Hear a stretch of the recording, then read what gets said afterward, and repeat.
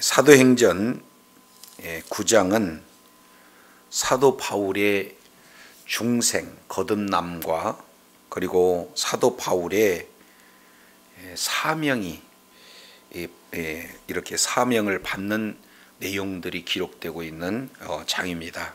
그래서 이제 하나님께서 사도 바울을 통해서 세계 땅끝까지 복음화를 이루는 도구로 이제 우리 주님께서 준비하시는 그런 과정에 이렇게 놓여져 있습니다.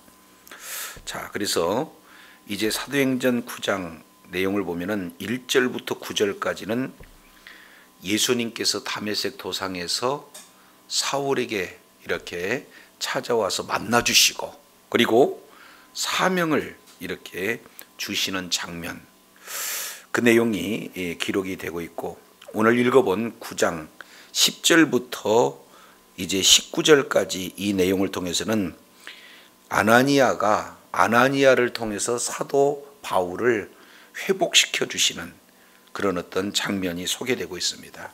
자, 우리가 지난 시간에 사울에 대한 이 내용을 살펴봤어요.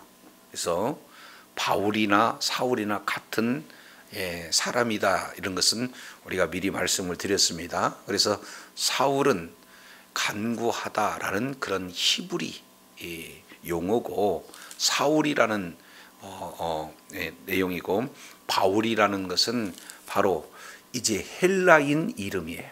그래서 우리나라로 보면은 영어의 이름이 있고 또 한국어 이름이 있는 것처럼 사도 바울은 두 이름이 있다, 이 부분들을 말씀을 드렸습니다. 그래서 때로는 바울이라고도 하고 뭐 사울이라고 하고 이런 어떤 내용 유의해서 들으셨으면 좋겠습니다. 자, 이제 9장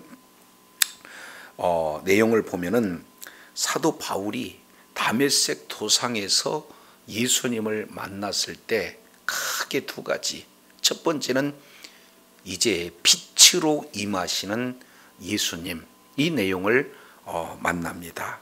그리고 그 속에서 또 예수님의 음성을 듣게 되어지죠. 여기서 9장 3절 내용을 보니까 하늘로서 빛이 바로 바울에게 둘로 비쳤다, 이렇게 말씀을 하고 있습니다. 자, 이 내용을 사도행전 22장 6절부터 11절까지 이 부분을 간증하는 내용을 통해서 보면은 그때 시각이 언제냐, 정오였다, 이렇게 얘기합니다. 그러니까 가장 햇빛이 이렇게 환하게 비치는 그 시각에 햇빛과 비교할 수 없는 강력한 빛이 임했을 때 사도 바울은 이것은 자연현상이 아니라 초자연적인 현상이고 바로 하나님의 임재 현상이라는 사실을 직감하게 되죠. 그러니까 빛이 비춰졌을 때 이제 빛에 의해서 그냥 넘어지는 것이 아니라 하나님이 임하셨구나, 죄인된 인간이 하나님과 함께 할 수가 없으니까 그 자리에서 스스로 뭐합니까? 납작 엎드리는 내용이에요. 죄인은 하나님과 만나게 되면은 죽게 돼 있기 때문에 사도 바울이 지금 바로 엎드린 그런 장면이 되어져요. 이것은 출애굽기 3장 이제 불꽃 가운데서 하나님의 음성을 듣고 이제 소명을 받았던 모세의 그런 어떤 이미지가 그대로 담겨져 있다, 우리가 이렇게 살펴볼 수가 있습니다. 자, 그랬을 때 모세를 향해서 이제 하나님께서 하나님께 누구십니까? 이렇게 물어봤을 때 나는 네 하나님 여호와다. 아브라함의 하나님, 이삭의 하나님, 야곱의 하나님, 곧 나는 스스로 있는 자요 내 칭호는 여호와다라고 자기 자신을 드러낸 것처럼 지금 두 번째 사도 바울에게 나타나는 내용을 통해서 보니까 땅에 엎드려졌을 때 소리가 임하는 거예요. 여기서 소리가 임했을 때 사울아 사울아 네가 나를 어찌하여 박해하느냐, 이렇게 말씀을 하고 있죠. 자, 음성 내용이 하나님이 분명한데 어찌하여 나를 박해하느냐, 이 소리를 들었던 사도 바울의 마음은 무너지는 거죠. 지금까지 하나님을 위해서라면, 하나님의 말씀에 순종하는 길이라면 모든 것을 다 내걸고 하나님 앞에 열심으로 충성했다고 생각하는 사도 바울이 본인이 느끼기에 하나님이 임재하셔서 어찌하여 네가 나를 박해하느냐. 그러니까 이게 너무 충격적인 내용이잖아요. 그래서 재빨리 하나님 앞에 간구하는 첫 번째 내용이 뭐냐? 주여, 뉘기 뉘십니까? 그래서 인생에 있어서 가장 두 가지의 핵심적인 질문, 바로 그 내용은 첫 번째, 예수님이 누구신가? 우리 인생에서 가장 중요한 첫 번째 질문을 지금 사도 바울이 진행하고 있는 거예요. 이런 상황에서 이제 예수님께서 답변하시는 내용은 나는 뭐뭐이다. 이것은 히브리인들만 알아들을 수 있는 내용, 이것은 하나님만 사용하실 수 있는 용어거든요. 나는 스스로 있는 자다. 이 내용은 여호와 하나님만 말씀하시는 것처럼 나는 나다. 내가 핍박하는 예수, 이렇게 표현하니까 이 용어로 보니까 더욱 분명하죠. 아, 내가 지금까지 하나님을 위해서 하나님의 말씀에 순종하는 일이라면 목숨을 걸었는데 결국에는 내가 지금 하나님을 이렇게 핍박하는 그런 자였단 말인가. 이것이 아주 충격적으로 와닿는 거죠. 사도 바울은 하나님 외에 어떤 신도 없다는 확실한 믿음을 가졌는데, 예수님을 믿는 믿음을 가진 사람들은 그런 얘기가 아니라 예수님이 하나님이라고 얘기하고, 또 스데반 집사님의 경우에는 하늘문이 열렸는데 하나님이 앉아 계셔야 할 그 하나님의 통치 자리에 하나님 한 분만 계시는 것이 아니라 예수님께서 보좌 우편에 계셨다. 따라서 예수님과 하나님은 동등된다. 이런 어처구니 없는, 사도부 바울이 봤을 때 어처구니 없는 이런 얘기를 계속해서 떠들고 다니니까 이들은 죽이지 아니하고는 내가 견딜 수가 없다 하는 것이 사도 바울 마음 가운데 강력하게 들었는데, 이런 내용이 다메섹 이 회당의 수많은 유대인 속에 숨어들어서 그들이 거기에서 역시 바로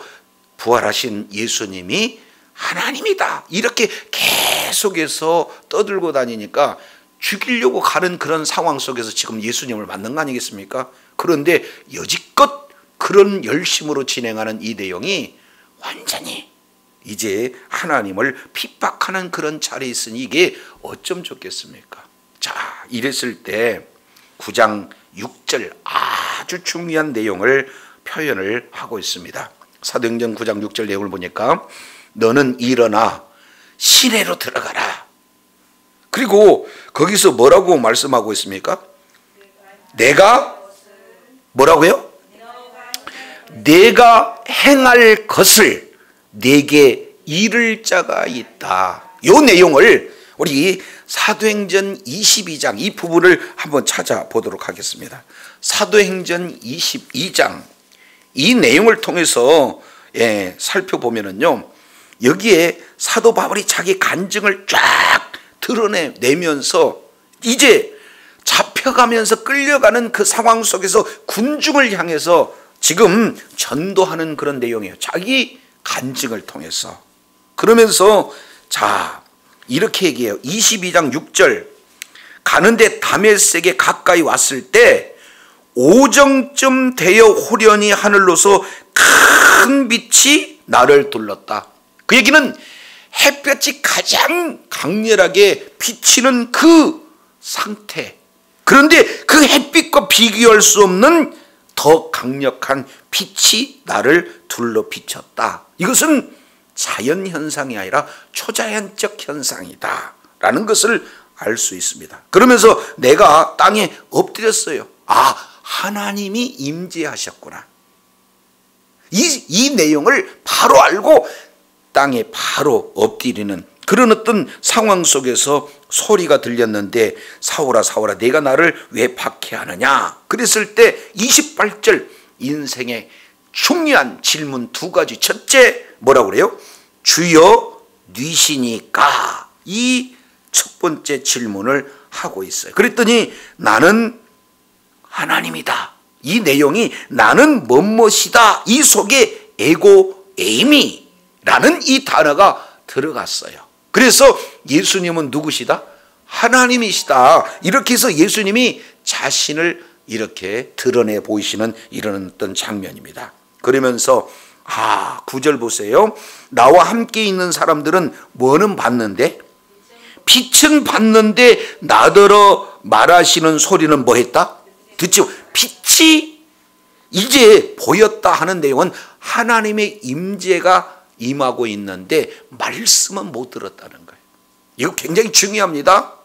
구원은요, 하나님께서 은혜 주시지 않으면 안 되는 거예요.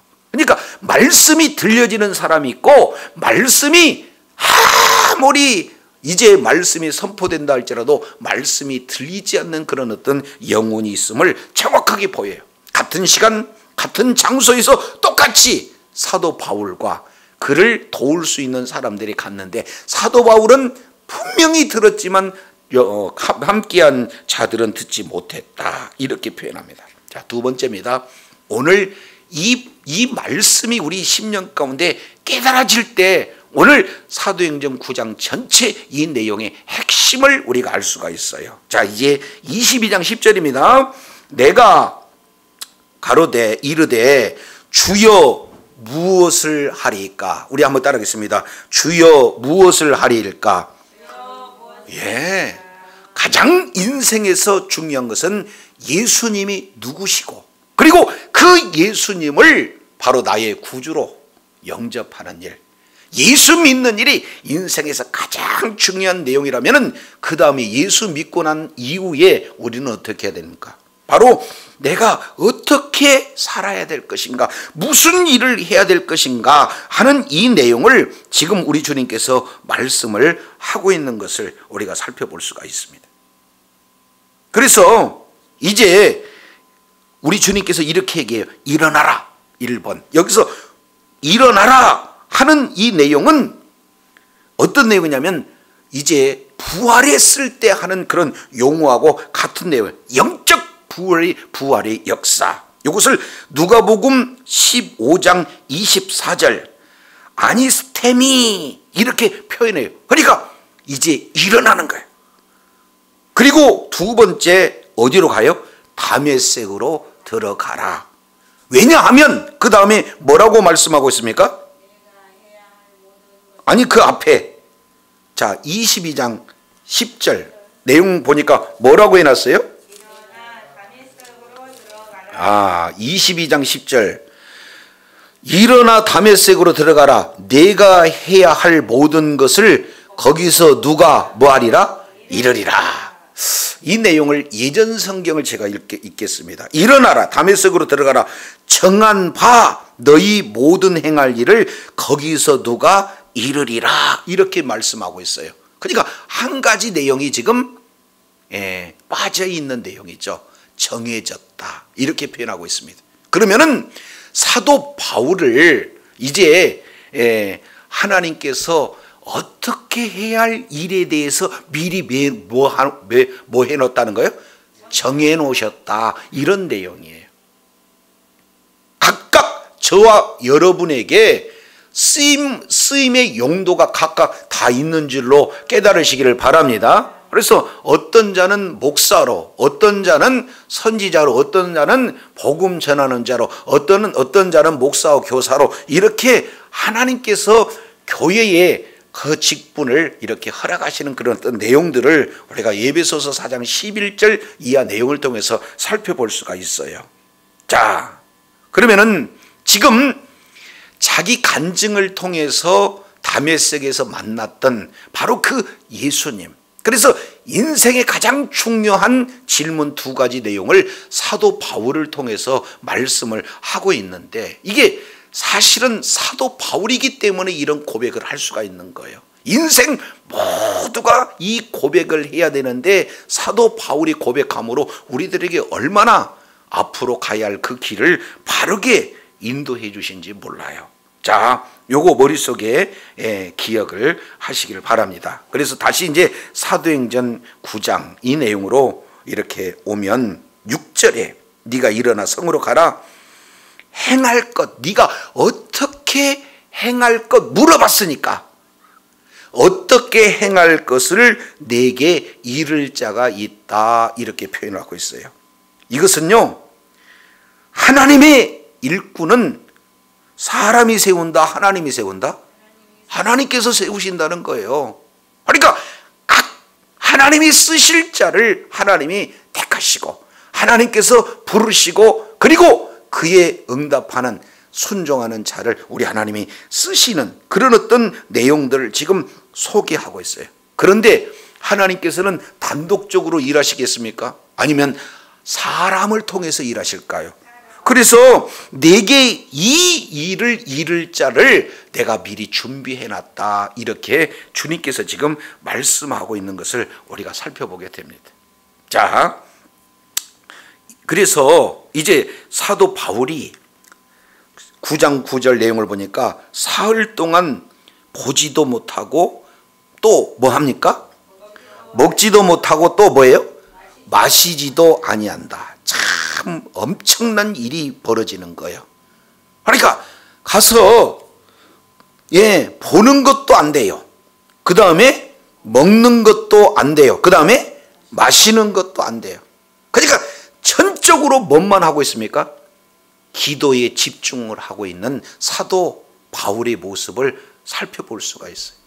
이제 다메섹 도상에서 내가 그토록 부인하고 애썼던 그분이 바로 우리 말씀에서 이렇게 예언하시는 그 메시아였구나. 내가 그렇게 박해했던 그분이 메시아였구나. 이 사실을 마음 가운데 받아들이고, 그렇다면 주님이라고 하는 내용은 이미 어떻게 되는 겁니까? 예수님이 그 인생의 주인이 되어지는 거예요.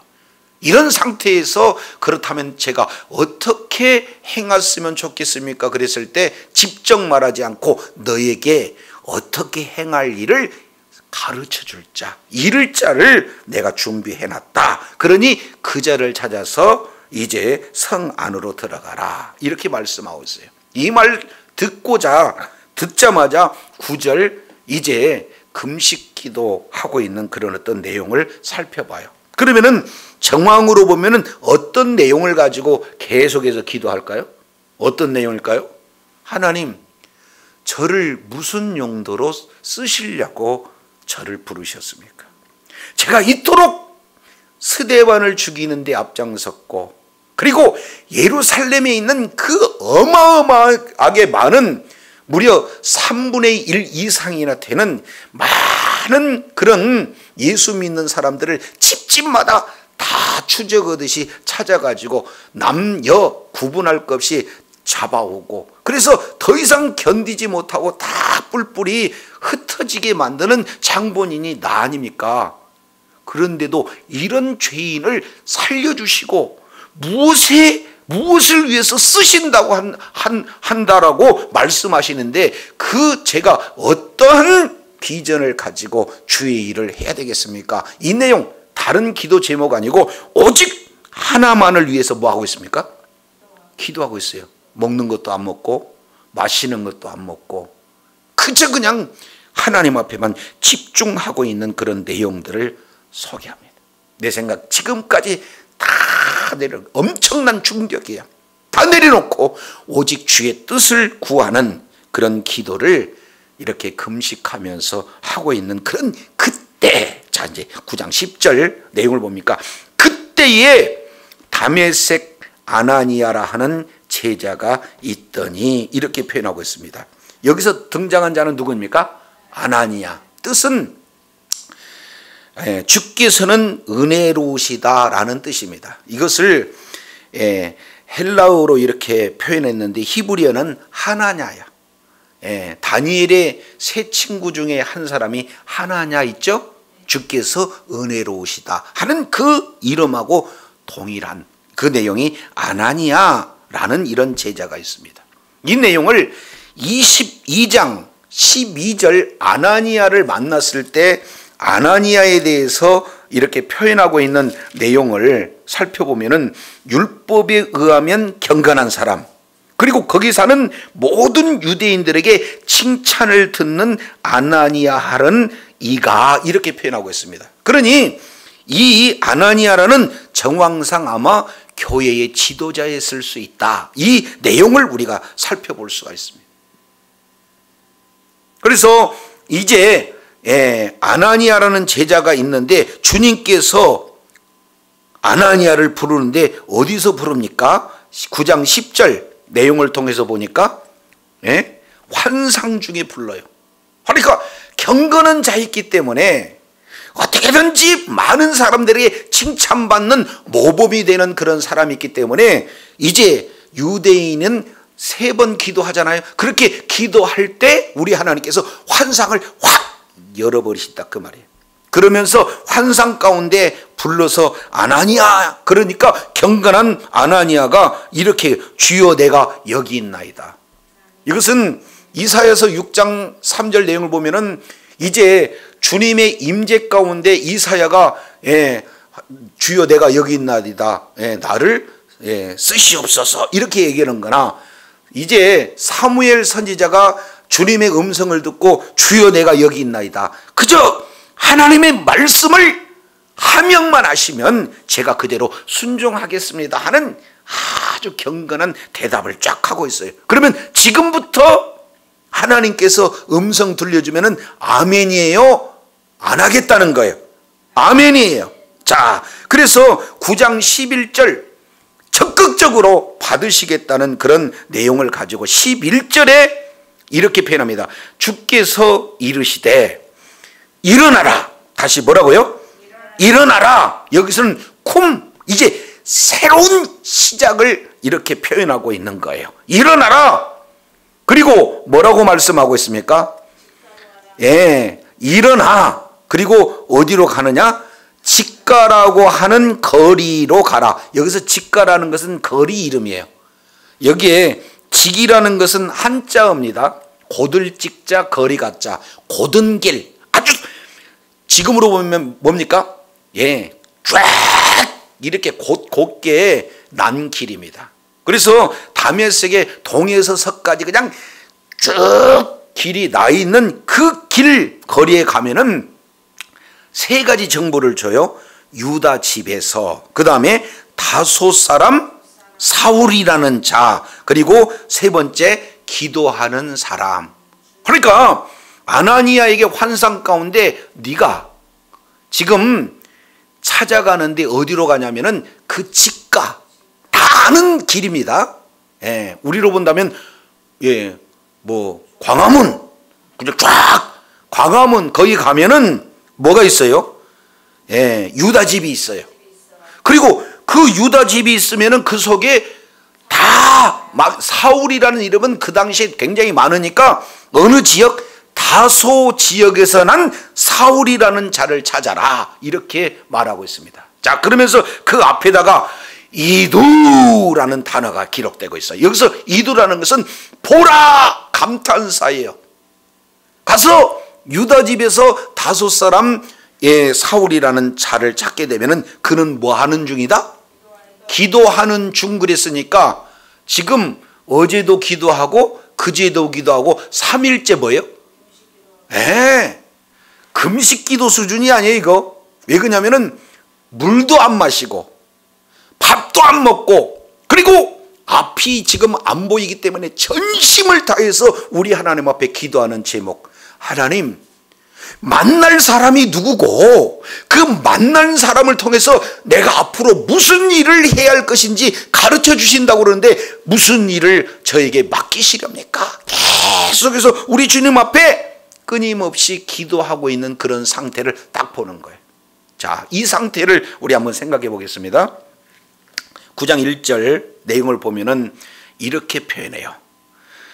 사울이 주의 제자들에 대하여 여전히 계속해서 끊임없이 쉬지 않고 위협, 너희들 예수 믿으면 죽는다라고 계속 위협하고 있고, 뭐예요? 살기. 이것은 아예 그냥 죽이려는 그 기세가 등등해요. 아예 그냥 씩씩거리고 만나기만 해봐라 하는 그런 상태가 여전히 놓여있다 그 말이에요. 그러면 얼굴 보면은 아주 강렬한 인상 같아요. 온유한 인상 같아요. 그런데 금식기도 하고 물도 안 먹고 3일 동안 그 자리에서 하나님 앞에 집중하는 사도 바울을 보니까 놀래버린다 그 말이에요. 그래서 보라, 기도하는 중이다. 지금 이렇게 얘기해요. 어떻게 하든지 하나님의 그런 뜻을 이루는 도구로 쓰임받고자 하나님 앞에 집중 기도하고 있는 그를 너는 찾아라. 그리고 12절 더 기가 막힌 것은요, 12절, 자 우리 한번 보겠습니다. 그가 아나니아라 하는 사람이 들어와서 자기에게 안수하여 다시 보게 하는 것을 뭐 했다? 보았다. 이 보았다는 것은 지금 기도하면서 하나님께서 사도 바울에게 환상을, 아나니아에게 환상을 보여주셔서 아주 정확하고 구체적으로 세부적으로 알려준 것처럼 누구에도 가르쳐 주세요? 사울에게도 가르쳐 줘요. 자, 이름도 가르쳐 줍니다. 아나니아라는 사람이 올 것이다. 그리고 두 번째, 그가 와서 너에게 안수해 줄 것이다. 그리고 너 지금 못 보지 못하는 이 내용을 다시 눈을 뜨게 이제 눈을 회복시켜주는 그런 일들이 그가 와서 안수할 때 이루어진다. 그러니 이제 기도하는 중에 우리 하나님이 환상을 통해서 되어질 일을 정확하게 이렇게 보여주고 있는 상황이. 그러니 그날이 언제일까 지금 계속 집중해서 기도하고 있는 그런 상황이다. 이것을 아나니아에게 너무도 정확하게 가르쳐줘요. 신앙은요, 추상적이면은 추상적인 믿음을 갖습니다. 그런데 구체적인 믿음을 가지면 구체적인 그런 어떤 신앙생활을 하게 될 줄로 믿습니다. 그러니까 우리 하나님은 지금 현재 그냥 흐릿하게 가르쳐줘요. 아주 그냥 구체적으로 이렇게 말씀하고 계세요. 그렇습니다. 구체적으로 말씀을 하고 계세요. 아니면 계속해서 묻는 거죠. 자, 그랬을 때 아나니아가 이렇게 얘기했어요. 10절 하반절에 주여 내가 여기 있나이다. 그 얘기는 무슨 말씀이든 제가 순종할 준비가 됐습니다. 그랬더니 사울에게 너 찾아가라. 그리고 가서 안수해서 눈을 치료해 줘라. 이 말을 딱 듣는 순간 아나니아가 아멘 하고 갑니까? 아니면 13절 내용을 보니까 뭐라고 표현하고 있어요? 아나니아가 대답하되 주여 이 사람에 대하여 내가 여러 사람에게 뭐 했사온즉? 듣사온즉 하나님이 직접 환상을 열어서, 내가 환상을 보는 게 아니라 환상은 하나님께서 열어주셔야 보는 거 아니에요? 근데 하나님이 환상을 통해서 열어서 구체적으로 말씀을 하고 있는데 아나니아는 뭐라고 했냐면은 사람들이 얘기를 하는데요, 이렇게 얘기해요. 하나님 말씀에 더 권세가 있습니까? 사람 말에 권세가 있나요? 이건 말할 필요가 없잖아요. 그런데 아나니아는 지금 하나님의 말씀보다도 사람 말에 더 귀 기울이는 그런 어떤 모습들을 우리가 살펴보게 되어져요. 하나님 말씀이 기준이어야 되는데 사람 말씀이, 사람 말이 기준이 되었어요. 저도 이럴 때가 얼마나 많은지 몰라요. 참, 저희 아버님도 예수님 믿고 돌아가셔서 참 하나님의 은혜인데, 하여튼 이분이 예수님을 좀 믿으셔야 돼요. 죽으면 죽음으로 끝나는 것이 아니라 죽음 위에 천국과 지옥이 있단 말이에요. 예수 믿어야 천국 가요. 그런데 1번 잘 들어준다, 2번 끝까지 안 들어준다. 그거 쉬운 일 아닙니다. 근데 이분이 몸이 아프셨어요. 가서 의사가 딱 진단하고 내일 입원하세요. 1번 즉각 듣는다, 2번 끝까지 버틴다. 그러니까 대부분 의사 말은 아예 그냥 복음처럼 하나님의 말씀 진리처럼 찰싹같이 믿는 사람들이 얼마나 많은지 몰라요. 그런데 그 의사를 창조하시고 그 의사에게 지혜도 능력도 주신 그 하나님의 말씀을 외면하는 사람들이 사실은 저를 포함해서 모든 사람들의 영적인 모습이거든요. 그러면 지금 경건한 사람, 또 많은 사람에게 칭찬받음으로 존경받은 사람, 그리고 지금 기도하면서 하나님 앞에 뭡니까? 환상을 통해서 하나님이 구체적으로 말씀하고 있는 이런 상황인데도 주님, 내가 여러 사람에게 들었거든요. 그러면은 하나님 말씀보다 누구에게 지금 더 영향을 받는다는 거예요? 사람 말에 영향을 받아. 이거 참 문제거든요. 아브라함이 창세기 12장 1절부터 3절까지 내용을 보면은 하나님이 이렇게 너 본토 친척 아비 집을 떠나 내가 내게 지시할 땅으로 가라 하면서 세 가지. 첫 번째 씨 준다. 그리고 두 번째 땅 준다. 그리고 세 번째 너에게 복 준다. 이렇게 아예 약속을 딱 진행을 하셔요. 그랬더니 12장 4절 내용을 보니까 아브라함이 그 말씀을 따라갔고 이렇게 표현해요. 신앙은요, 하나님의 말씀을 따라가는 것이 신앙생활인 줄로 깨달으시기를 바랍니다. 그래서 결국에 요한계시록 14장 5절 6절 이하 내용을 보면은요, 예수 어린 양이 어디로 가는지 끝까지 따라가는 자예요. 어린 양 예수 그리스도의 말씀대로 우리가 순종하며 가는 것이 신앙생활이다라는 것을 보게 돼요.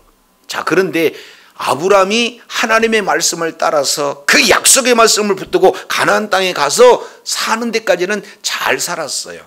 그런데 이제 때가 되었더니 뭐라고 하냐면은 하나님, 왜 씨를 준다고 해놓고 왜 씨를 안 주세요? 나는 다메섹 엘리에셀을 내 상속자로 나 세울랍니다. 그랬더니 우리 주님이 아니다. 너와 사라에서 난 자라야 네 씨다. 이렇게 말씀을 하고 있어요. 그런데도 안 주셔. 그런데 그 훗날 이렇게 사라가 남편한테 얘기해요. 하나님 그 약속 뻥인가 봐. 그러니 지금 여종 누구한테 들어가 버려라? 하갈한테 들어가고 애 낳아라. 그러니까 아멘이라고 쓰져 있지는 않는데 즉각 순종해가지고 사람 말을 듣는 순간 그 다음부터 어떤 문제가 가정에 비극이 왔고 오늘날까지 그 비극의 역사가 영향으로 남아있는지 모르잖아요. 많은 사람들은 하나님의 말씀을 따라가다도 결국에 합리적이고 논리적이고 현실적이고 눈에 보인 듯한 이런 내용을 하기 때문에 사람 말을 더 중요히 여기는 그런 어떤 모습을 보게 됩니다. 근데요, 사람 말들을 종합해 본 결과 두 가지가 나와 있어요. 하나님 말씀을 저는 불순종하겠습니다. 왜냐하면 두 가지 이유가 있어요. 이렇게 지금 표현하는 거예요. 자, 이제 9장 13절 내용을 보겠습니다. 아나니아가 대답하되 주여, 이 사람에 대해서 내가 여러 사람에게 들어온즉 그가 예루살렘에서 주의 성도에게 적지 않는 해를 끼쳤다 하더이다. 이거 팩트예요? 허구예요? 이거 사실입니다. 그러니까 얼마나 많은 예수님을 믿는 사람들을 해를 끼쳤는지 다 정보를 수집해서 알고 있어요. 그러니까 사울 보면은 벌써 이미지가 딱 지금 무시무시하게 이렇게 선입견으로 잡혀져 있는 거죠. 두 번째 14절 정보에 의하면 이렇게 이해할 수 있어요. 여기서도 주의 이름을 부르는 모든 사람을 결박할 권한을 대제사장들에 받았다라는 것을 정보로 입수했어요. 그러니 사울을 찾아가면은 저는 100% 잡혀갈 수밖에 없는 처지니 저 어떻게 못 가겠는데요? 라고 그렇게 경건한 사람, 칭찬을 듣는 사람이 하나님 말씀의 불순종으로 딱 건다 그 말이에요. 저는요, 가서 기도 못 해줘요. 지금 이렇게 얘기를 해요. 그랬더니 우리 주님께서 그 말에 대한 내용을 15절, 여기 오늘 우리가 알아야 할 핵심 내용입니다. 자, 이제 15절 우리 한번 보겠습니다. 주께서 이르시되 뭐 해라? 가라. 네, 가라. 딴 말 마. 가라. 무슨 뭐 왜 그러냐면 우리 주님은 설득해요, 안 해요? 설득하지 않아요. 그냥 즉각적으로 명령해. 가라. 그리고 그 다음에 왜냐 하면 하고 가야 할 그 이유를 이렇게 표현해요. 크게 두 가지입니다. 첫 번째 내용을 통해서 보니까 이 사람은 내 이름을 이방인과 1번, 임금들과 2번, 이스라엘 자손들에게 3번 전하기 위하여, 내 이름을 전하기 위하여 택한 나의 그릇이다. 여기서 뭐라고 그래요? 하나님께서 이제 이 사도 바울이라는 이 자를 미리 택해놨다는 거예요. 내 일꾼으로 뭐 하셨다? 택한 내 그릇이다. 그러면은 그 택한 그릇을 어느 용도에 쓰십니까? 내 이름을 위하여 이제 전하는 택한 그릇. 대상은 누구냐? 1번 이방인, 2번 임금들, 3번 이스라엘 자손. 이 세 개가 연거푸 나오는 이 대상의 내용을 보면은 중요한 것 맨 앞에다 둘까요? 가운데다 놓을까요? 맨 끝에다 놓을까요? 예. 이렇게 명사만 진행이 됐을 때는 맨 앞에다 놓습니다. 여기에 히브리인들 가지고 있는 의식 구조예요. 그러니까 이 사도 바울은 많은 자들에게 이제 복음을 전하지만 주력 가장 먼저 택한 내용은 뭐냐? 이방인들에게 내 이름을 전하라고 택한 나의 그릇이다. 우리 주님께서 이렇게 말씀하고 있어요.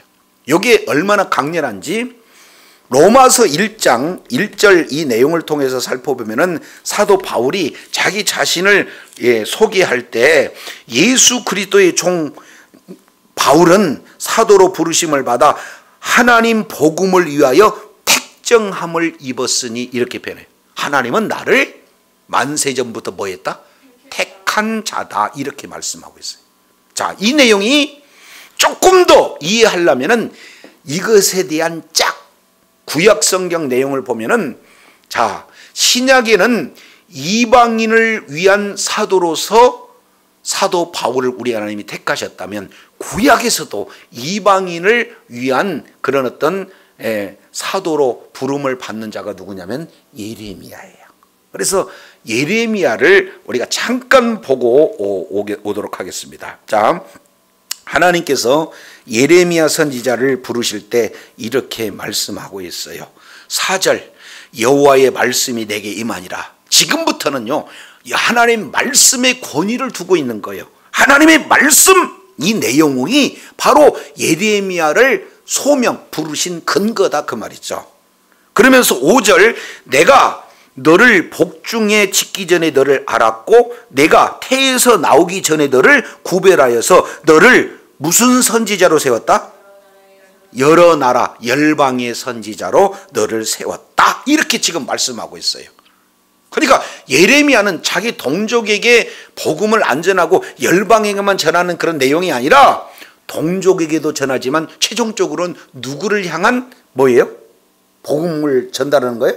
열방, 열국들, 여러 나라들에게 전하는 그런 메신저라, 사명자다라고 우리 주님께서 말씀하고 있어요.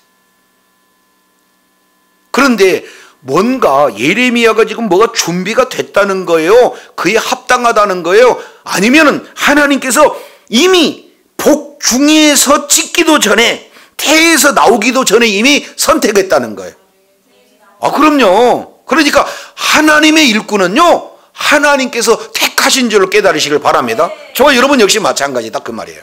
그래서 사도 바울을 이제 나는 이렇게 택했다. 첫 번째 내용을 통해서 보면 내 이름을, 첫 번째 이방인, 그리고 왕들, 여기서 나타나는 왕들, 아그리빠라든지 또 헤롯이라든지 이런 왕들에게 실제 복음을 전합니다. 자, 그렇게 왕들뿐만 아니라 이스라엘 자손들을 위해서 내가 택한 그릇이다. 우리 주님께서 말씀을 하고 있어요. 하나님께서 이제 하나님이 쓰실 용도로 준비한 그릇들을 우리 하나님께서 만세전부터 이렇게 택하셨다. 그렇게 말씀하고 있어요. 그러면 이게 또 이해가 안 되잖아요. 그래서 16절 왜냐하면 하고 설명하고 있습니다.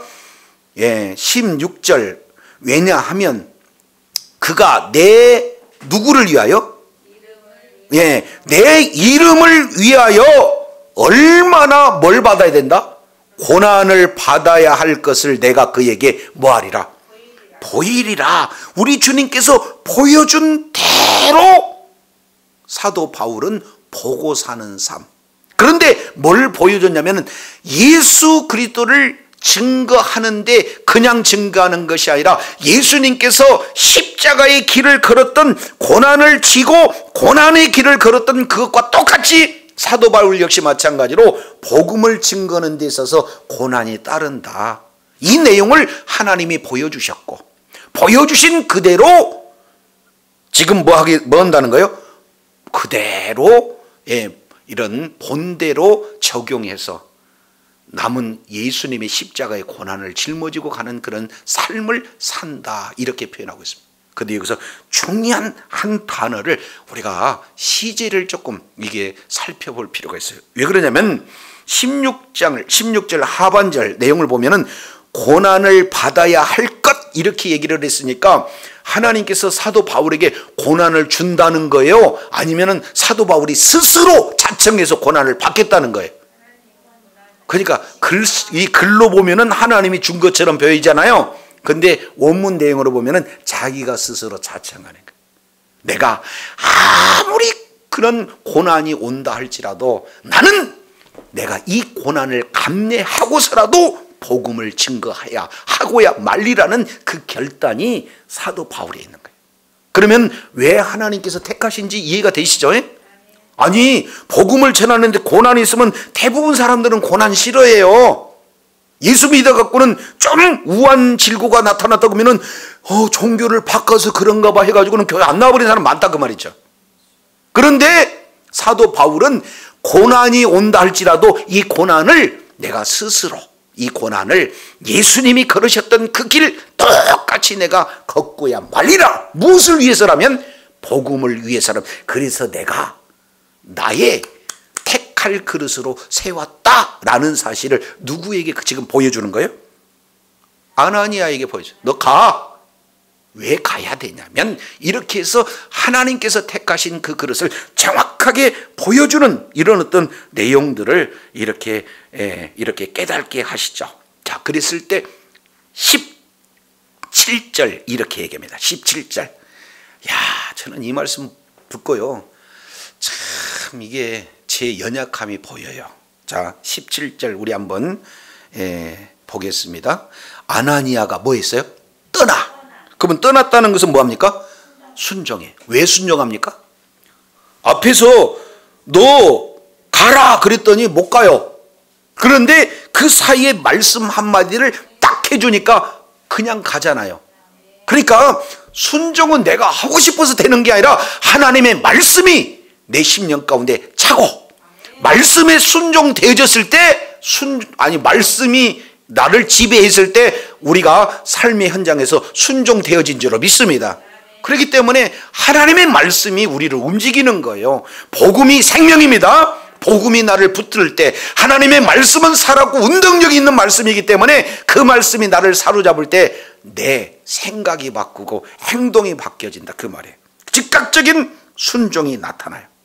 자, 그러면은 뭐가 극복됐다냐면은 13절 14절이 극복됐다는 거죠. 하나님, 예수 믿는 사람이면 지금까지 해를 끼친 자였어요. 그리고 지금도 포박하기 위해서 잡으려 왔어요. 그러니까 마음 가운데 얼마나 두렵냐 그 말이죠. 그렇지 않습니까? 근데 지금 지도자예요, 아나니아가. 그러면 한번 좀 이렇게 생각해 보겠습니다. 잘잘못을 떠나서요, 우리 가정에 어떤 사람이 와가지고 위해를 가져서 이유는 없어. 예수 믿는 믿음 하나 때문에. 그러면 온 가족이 정말로 한 사람을 이제 그냥 감옥에 쳐놓고 심지어 죽이는 그런 내용이 있으면 남은 식구들은 이 가해를 가한 자에게 좋은 감정을 갖겠어요? 적대적인 감정을 갖겠어요? 적대적인 감정 같죠? 자, 이런 적대적인 감정 이 내용을 한순간에 싹 없앨 수 있나요? 아나니아는 지금 이렇게 가지고 있어요. 내가 좋아하는 친구, 내가 좋아하는 가족, 나와 함께 비전을 가졌던 형제 자매들이 지금 어제까지는 진행하다가 이제 사도 바울 그 일당들에게 잡혀갔으니 얼마나 기가 막힌 거예요. 그러니까 사도 바울 생각만 해도 그냥 적대감이 이를 수 있는 그런데요. 그런데 하나님의 마음, 하나님의 뜻을 깨닫는 순간 적대감을 딱 내려놔버리고 제가 떠나겠습니다 하고 순종해서 그 집에 가가지고 그에게 뭐예요? 자, 안수할 때 건성으로 안수하면 능력 나타나나요? 그러니까 믿음으로 가지고 전심으로 안수하는 그런 역사가 나타나요. 그러면서 많은 분들이 이 말씀의 은혜를 받습니다. 뭐라고 표현하냐면 17절 하반절 이렇게 봅니다. 안수하면서 뭐라고 불러요? 한번 따라하겠습니다. 형제 사울아. 시작. 형제 사울아. 야, 방금 전까지는 원수야. 그런데 하나님의 말씀에 10년 가운데 생명으로 자리 잡고 그 말씀에 순종하면서 원수가 뭘로 돼버려요? 형제여 이렇게 되는 거예요. 이거 쉽지 않습니다. 내 형제 사울아 그냥 부르는 게 아니라 형제 사울아 하면서 주 그 다음에 뭐라고 표현하겠습니다?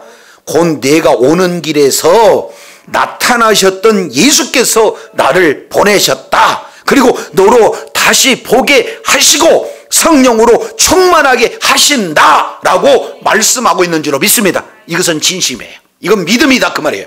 그래서 믿음대로 안수기도가 이루어지는 순간 18절 내용 보니까 즉시 이렇게 표현하고 있어요. 즉시. 그래서 누가는 의사입니다. 그러니까 의사의 눈으로 봤더니 즉시 사울의 눈에서 비늘 같은 것이 벗겨져 다시 보게 된지라 이렇게 얘기했어요. 이제 육적인 눈도 어두워져 버리고 지금까지 사람의 열심에 있는 눈은 있지만 영적인 눈도 감겼던 사도 바울에게 이제 다메섹 도상에서 만난 그 예수 그리스도를 만남으로 이제 사명을 감당하고자 기도할 때에 우리 주님께서 하나님의 뜻을 이루기 위해서 보내신 아나니아를 통해서 눈을 뜨게 해주는 놀라운 역사가 있게 된 줄로 믿습니다. 다시 보게 된지라. 이것은 첫 번째 바로 눈의 회복입니다. 영의 눈이 열렸어요. 사랑의 눈이 열립니다. 복음의 눈이 열리는 거예요. 그래서 이제는 사람들을 볼 때 핍박자로 이렇게 보는 게 아니라 영혼으로 보는 거예요. 복음의 눈으로 보는 그런 놀라운 역사가 나타난 겁니다. 첫 번째 변화, 이것이 눈의 회복의 역사가 나타난 거예요. 두 번째는 18절 두 번째 내용을 보니까 일어나 뭐 있어요? 보자마자 치료되자마자 뭐도 받았어요? 세례 받았어요. 세례 받았어요. 세 번째는 뭡니까? 19절 내용을 보니까 뭐라고 그래요? 음식을 먹으며 강림. 3일 동안 물도 안 먹고 밥도 안 먹고 그러면은 이제 기도가 응답이 딱 떨어졌어요. 그러면 1번 세례부터 받는다. 2번 밥부터 먹는다. 대부분 사람들은요 뭐부터 생각이 있겠어요? 그런데 순서가 육신의 생각부터 채우는 것이 아니라 영의 생각으로 채우는 거예요. 여기서 세례라는 것은 우리가 잘 알겠지만 사도 바울이 로마서 6장 바로 2절부터 5절까지 이 내용을 통해서 보면은 세례의 의미를 정확하게 합니다. 예수님이 십자가에서 죽으실 때 예수님만 죽으신 것이 아니라 나도 함께 죽고 여기서는 뭐예요? 옛사람을 얘기해요. 죄악된 옛성품이 예수님과 함께 십자가에서 죽어요. 왜 그러냐면 예수님은 이 땅에 오실 때 뭐하러 오시냐면 죽으시러 와요. 누구 때문에? 우리들의 모든 죄를 대속하시기 위해서 우리를 위해서 죽으시기 오신 분이 예수님이다 그 말이죠. 그래서 예수님은 십자가에 죽으실 때 사도 바울은 예수님 한 분만 돌아가시는 것이 아니라 예수님과 함께 나도 함께 죽었다. 그런데 여기에서 멈추는 게 아니라 죽었지만 예수님이 살아날 때 역시 마찬가지로 예수님 한 분만 살아난 것이 아니라 나도 함께 살아났다. 이렇게 표현해. 이것을 예수님과 함께 연합되었다. 이렇게 표현해. 이유는 딱 하나, 5절 이하 내용을 보면 영원한 생명으로 살아가기 위해서. 할렐루야. 우리 주님께서 영생을 바로 십자가와 부활 이 사건을 통해서 예수 그리스도의 그 복음을 믿는 자에게 영원한 생명을 허락하시는 줄로 믿습니다. 이게 뭐냐면은 바로 세례라는 이 표현에다 함축해놨다 그 말이에요. 자, 17절 와가지고 안수 딱 하면서 두 가지 약속하고 있죠. 1번 너로 다시 보게 하겠다 라고 했는데 다시 본지라 회복 응답됐습니까? 안 됐습니까? 두 번째 성령으로 충만케 하신다 라고 얘기했는데 여기는 성령 충만이라는 내용이 없어요. 그러니까 성령 충만의 표현을 뭘로 보냐면은 세례로 보는 거예요. 육신의 내용보다도 먼저 예수 그리스도의 십자가 이 십자가 부활을 믿는 믿음이 우리 심령 가운데 임했을 때 성령은 내주하시고 또 동시에 성령으로 충만한 놀라운 역사가 있게 된 줄로 믿습니다. 그래서 다시 보게 하고 세례를 먹게 하고 더 나아가서 이제 음식을 먹어 강건해지니라. 그래. 지금까지 내가 박해했던 그 분이 예수님이신데 이 예수님이 나를 살리셨구나. 나에게 영원한 생명을 주셨구나. 이 예수님을 전하지 않으려고는 견딜 수가 없는데 3일 동안 굶었다 그 말이에요. 그러니 지금 복음을 증거하기 위해서 뭐 하는 거예요? 육신의 강건한 회복의 역사가 나타나는 거예요. 그래서 눈의 회복, 영의 회복, 또 하나는 뭐예요? 육신의 회복. 이 내용이 연결되어집니다.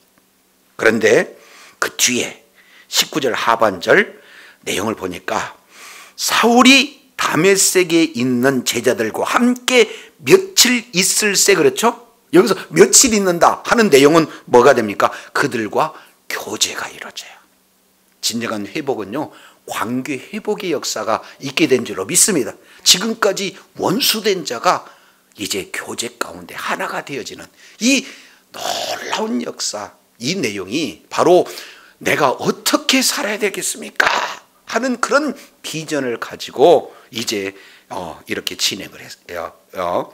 하나님 앞에 기도했을 때 우리 주님께서는 아나니아를 통해서 이렇게 모든 면에서 회복의 역사를 이렇게 진행해 주십니다. 자, 이제 한 절만 더 읽고 마치겠습니다. 자, 20절 우리가 다음 시간에 이 부분들을 연이어서 말씀하는데 20절 내용을 보겠습니다. 즉시로 한 번 더 즉시로 각 회당에서 예수가 하나님의 아들이심을 뭐했다? 전파하니. 야, 가장 먼저 제가 어떻게 행해야 되겠습니까? 하고 하나님 앞에 기도하는 그 내용을 바로 깨닫고 끝까지 이 내용을 뭡니까? 붙들고 기도하고 회복된 첫 번째 역사가 뭡니까? 즉시 전파하니. 뭐라고요? 즉시 전파하니. 어디서? 각 회당. 그러면 그때 당시 회당은요 20-30기 이상 있다 그래요. 그러니까 이 회당에서도 전하고 저 회당에서도 주고 저 회당에서도 전하고 저 회당에서도 전하고 전하는 복음의 내용은 뭡니까? 예수님이 하나님이십니다. 예수님이 하나님의 아들이십니다. 라고 이제는 예수 믿는 사람들을 박해했던 자가 예수 그리스도 이름을 증거하는 놀라운 변화의 역사가 임하게 된 줄로 믿습니다. 저와 여러분에게 주어지는 내용은 첫 번째 예수 믿는 것이 이 세상에 어떤 것보다 큰 복이에요. 그런데 예수가 누구십니까? 하고 예수님을 알고 예수님을 믿는 믿음을 가졌다면 그 다음에 내가 어떻게 살아야 될 것인가? 이 부분에 사도 바울은 정확하게 삶의 목표와 방향을 바로 세우고 이제는 모든 예수 그리스도를 믿는 믿음으로 말미암아 눈의 회복과 영의 회복과 그리고 육체의 회복과 모든 사람과의 관계 회복이 이루어진 그 이후에 바로 즉각적으로 이제 예수 그리스도의 증인으로서 내가 택한 그릇이다 하는 약속의 말씀을 붙들고 이제 있는 그곳에서 능력 있게 권세 있게 주의 사명을 감당하는 자로 변신된 줄로 믿습니다. 여러분 삶의 현장 속에서 이제는 예수 그리스도를 믿는 믿음으로 우리가 하나님의 자녀가 된 것은 내가 자격이 있어가 아니라 내가 뭔가 노력해서가 아니라 선을 해서가 아니라 전적인 하나님의 은혜로 예수 그리스도를 믿는 믿음이 저와 여러분에게 선물로 주어지는 줄로 믿습니다. 그러면 이제 그 다음부터는 어떻게 살아야 돼요? 있는 그 현장에서, 가정주부는 가정주부의 현장에서, 학생은 공부하는 그런 현장에서, 비즈니스맨은 생업터전 현장에서 나는 예수 그리스도를 믿는 믿음을 우리 하나님으로부터 큰 은혜를 받은 자다. 그리고 나에게 주어진 것은 하나님께서 이를 위하여 택한 하나님의 선택받은 그런 그릇이다라는 사실을 우리가 잊지 않는다면 주어진 현장에서 바로 주의 사명을 감당함으로 말미암아 주의 뜻을 이루는데 존귀하게 쓰임받는 복된 역사가 있어야 될 줄로 믿습니다. 이 일은 하나님의 놀라운 은혜, 바로 하나님의 놀라운 그런 사명을 잘 감당하여 하나님께 기쁨이 되어지고 많은 사람에게도 인정받고 존경받는 주의 사랑하는 자녀들이 다 되시기를 예수 이름으로 축원합니다. 기도하겠습니다. 거룩하시고 자비로우신 하나님 아버지 감사합니다. 오늘 사도 바울은 다메섹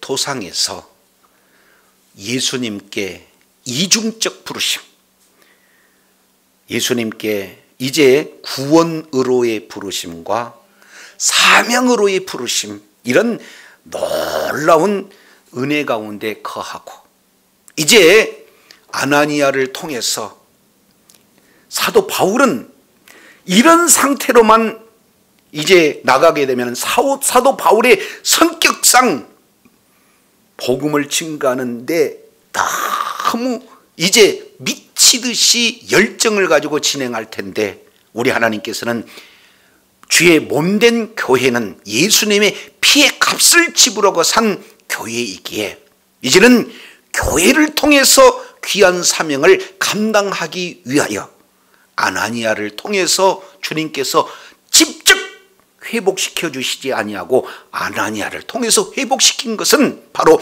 교회의 질서를 통해서 교회를 중심으로 복음이 증거되어지는 하나님의 놀라운 섭리가 있다는 사실을 우리가 살펴보게 됩니다.